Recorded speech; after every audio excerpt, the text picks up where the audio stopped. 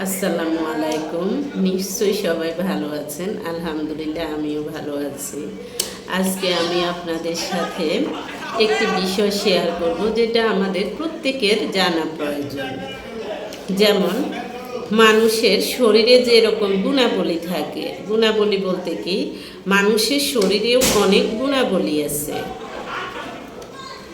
যা তেমনি মনেও অনেক গুণাবলী আছে। শরীরের গুণাবলী হলো কি, কারো চেহারা সুন্দর, কারো নাক চিকন, কারো নাক মোটা, কারো চোখ সুন্দর, কারো ভ্রু সুন্দর, কারো ঠোঁট সুন্দর, কারো মোটা, কেউ ফর্সা, কেউ কালো, কেউ খাটো, কেউ লম্বা। এগুলো হলো মানুষের শরীরের গুণাবলী। আবার মনের গুণাবলীও আছে। মনের গুণাবলী হলো, দেখা যায় যে অনেকের মনে হিংসা নেই, অহংকার নেই, তারপরে নেই হলো অনেক কিছু, যেমন অনেক খারাপ গুণ নেই, সেগুলো হলো মনের সৌন্দর্য।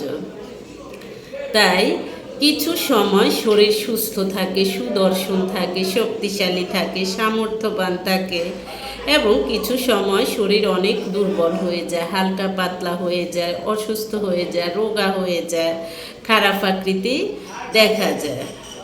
অর্থাৎ এই সুন্দর চেহারাও এক সময় দেখা যায় যে এরকম হয়ে যায়। এটা কেন হয়ে যায়? হ্যাঁ, বিভিন্ন সময় বিভিন্ন রোগে আপনাকে আক্রমণ করবে, আক্রমণ করে দেখা যায় যে আপনার শরীরের আস্তে আস্তে বিকৃতি ঘটবে।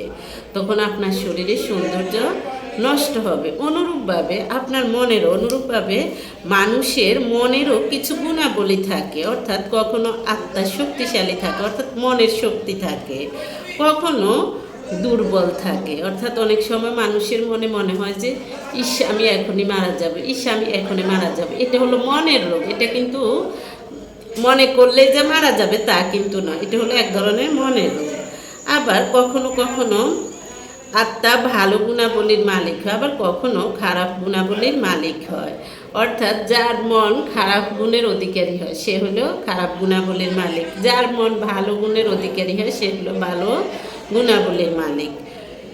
তেমনি মানুষের শরীরেও কখনো জ্বর হয়, পেট ব্যথা হয়, তারপরে দেখা যায় যে বিভিন্ন কারণে হাত পা কেটে ফেলা লাগে, বিভিন্ন অসুস্থতার কারণে এমনও রোগ হয় হাত পা কেটে ফেলা লাগে। তখন কি হয়, শরীরের সৌন্দর্য কমে কমে যায়।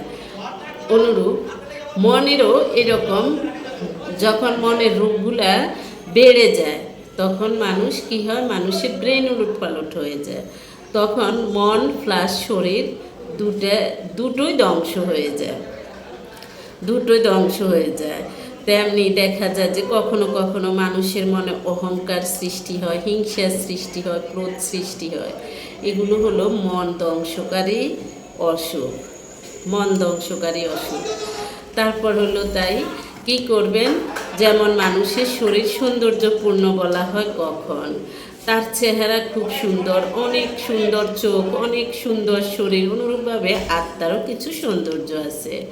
আপনি দেখবেন অনেক মানুষের চেহারা সুন্দর কিন্তু সে কালো, তার চেহারা একটা মাধুর্য আছে। আবার অনেক মানুষের দেখা যায় যে ফর্সা কিন্তু চেহারাও খারাপ না, কিন্তু তার আচার আচরণের কারণে তার চেহারা দেখা যায় যে মানুষ রুক্ষ রুক্ষ ভাব থাকে, চেহারাতে একটা রুক্ষ ভাব থাকে। তার মানে তার মনটাও ওই রকম, কারণ মনটাই ফুটে উঠে চেহারাতে।